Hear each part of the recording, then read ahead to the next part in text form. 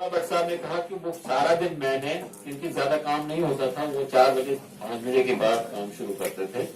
کہا میں محمد حسین کیپٹن وہاں پہ ہوا کرتا تھا رکھتی وہاں پہ لال چوک میں، کہا کہ ان کے ساتھ میں گپ شپ کر رہا تھا دن میں.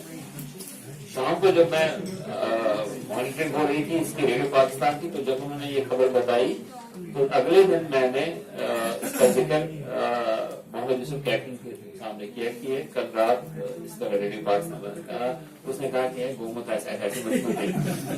تو اتنا وہ ٹرسٹ تھا ریڈیو پاکستان، یا اس کے بعد پاکستان ٹیلی ویژن آ گیا. نہیں وہ تو بات کی بات ہے.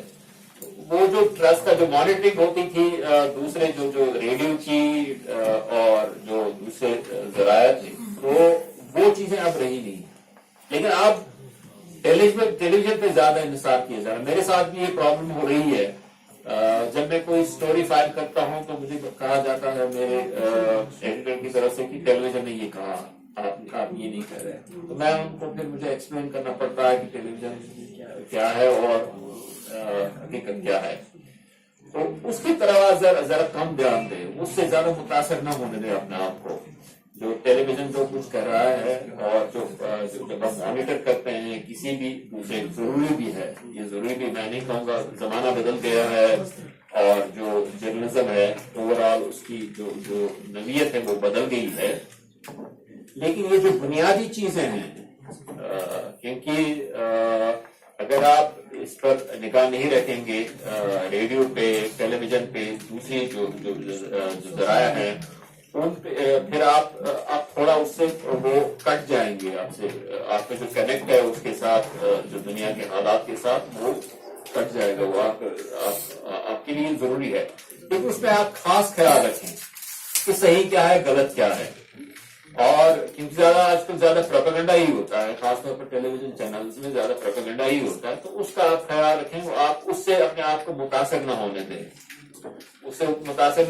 بلکہ آپ یہ جج کریں کہ یہ اگر ٹیلی ویژن پہ کوئی بات آ گئی ہے تو حقیقت کیا ہے. اس آپ حقیقت تک پہنچنے کی کوشش کریں.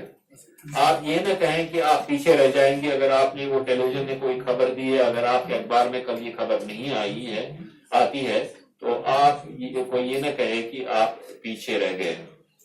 اگر آپ افورڈ کر سکتے ہیں، اگر کوئی خبر آپ نہ چھاپیں تو وہ آپ افورڈ کر سکتے ہیں، بجائے اس کے کہ آپ نے غلط خبر دی.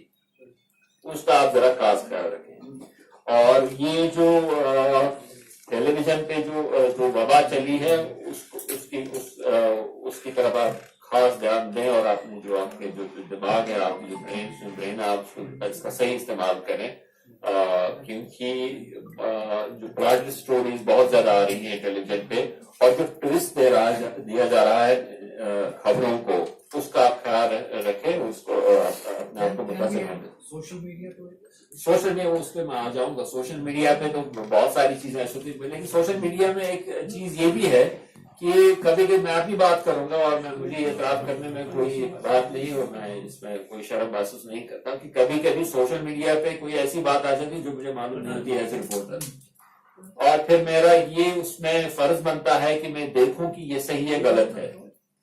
اگر وہ صحیح ہے تو اگر میں اس کو اگنور کرتا ہوں کہ یہ سوشل میڈیا پہ آ گئی اور اس لیے میں اب یہ میری جو عزت نفس کے خلاف ہے، یا میں اس کو کیوں سوشل میڈیا سے لفٹ کرنے کی بات نہیں کروں گا، لیکن وہ جو آپ کو ایک جو آپ کو کیوں ملتا ہے اس سے آپ کو اس میں وہ آ جاتا ہے، تو اس کا آپ کوئی شرم محسوس نہ کریں. لیکن اس میں بھی آپ دیکھیں کہ سوشل میڈیا میں کیا آتا ہے. جیسے آپ نے میانمار میں بہت زیادتیاں ہوئی مسلمانوں کے ساتھ پولیس کی طرف سے، اور اس کی جو فوٹوگرافس، اس کے جو ویڈیوز آ گئے، اس میں بہت ساری ایسی فوٹوگرافس آ گئی جو میانمار سے متعلق نہیں تھی.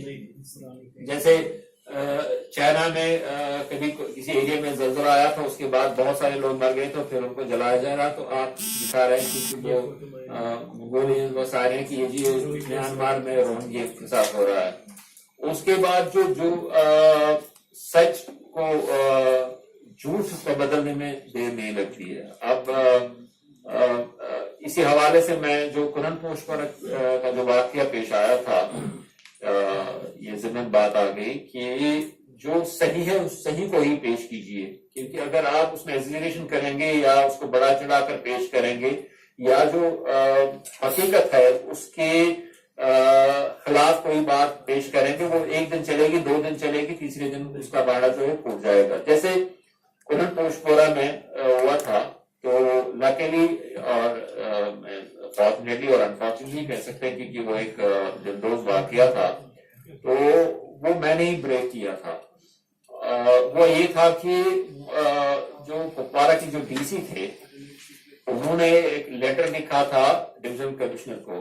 ڈویژنل کمشنر یہاں پہ تھے وجاہت حبیب اللہ صاحب، تو ان کو لیٹر لکھا تھا انہوں نے کہ اس طرح یہ واقعہ پیش آیا، جو میری رپورٹس ہیں تو میں آپ کو انفارم کر رہا ہوں. تو کسی طرح سے وہ لیٹر لیک ہو گئی، مجھے اس کی ایک کاپی ملی. تو پھر میں نے ڈویژنل کمشنر کو فون کیا وجاہت حبیب اللہ صاحب کو، تو انہوں نے سب سے پہلے یہ سوال کیا کہ آپ کو کیسے پتا ہے. تو میں نے کہا بہرحال میں ایک رپورٹر ہوں،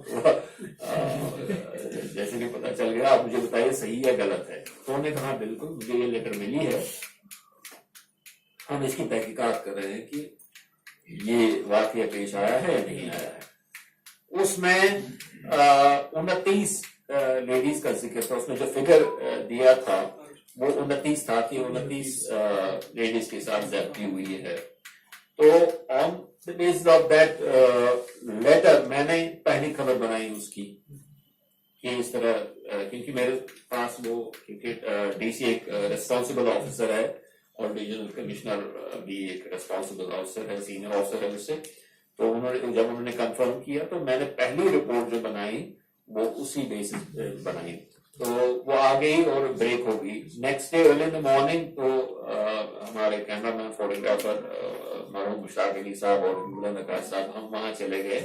تو ہم نے وہاں لیڈیز وغیرہ پہلے تو وہ ریلیکٹڈ تھے فار اوبویس ریزنس، تو انہوں نے پہلے بات کرنے سے انکار کیا تھا. بہرحال اس کے بعد انہوں نے بات کی اور ہمیں یہ پتا چلا کہ کسی کے ساتھ مالسٹیشن ہوئی ہے اور کسی کے ساتھ ریپ ہوا ہے. تو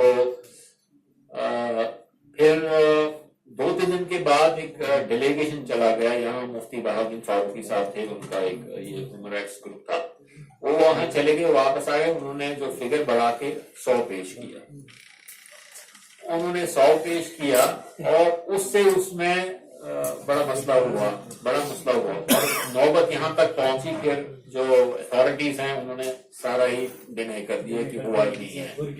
ہاں، ورگیز بھی آئے تھے اور یہاں میرے پاس بھی آئے تھے، وہ الگ سٹوری ہے. انہوں نے مجھے کیا کہا، میں نے ان سے کیا کہا، انہوں نے پھر کیا لکھا اپنی رپورٹ میں، کیونکہ وہ آرمی کے وہ آئے تھے. تو بہرحال ایک الگ کہانی ہے.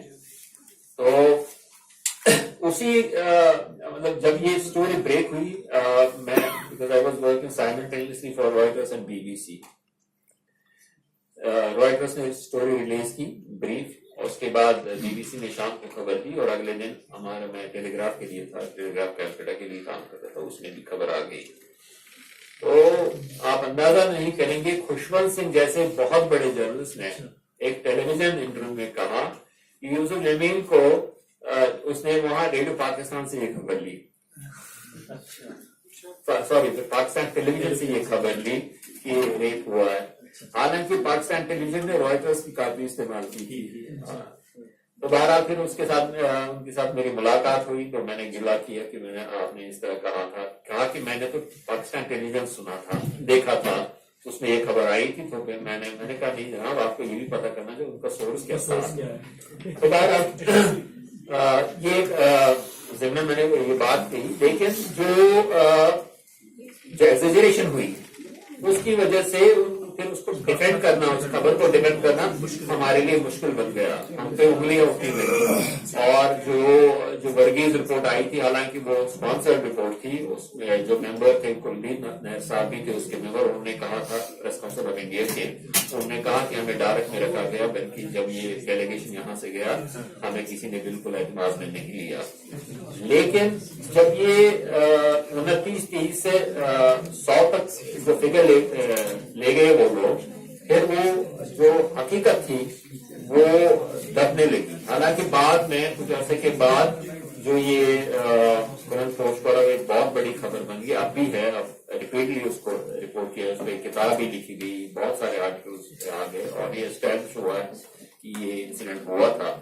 لیکن اس وقت ہمیں بڑی دقت ہوئی، بڑی پریشانی ہوئی، کیونکہ جو انہوں نے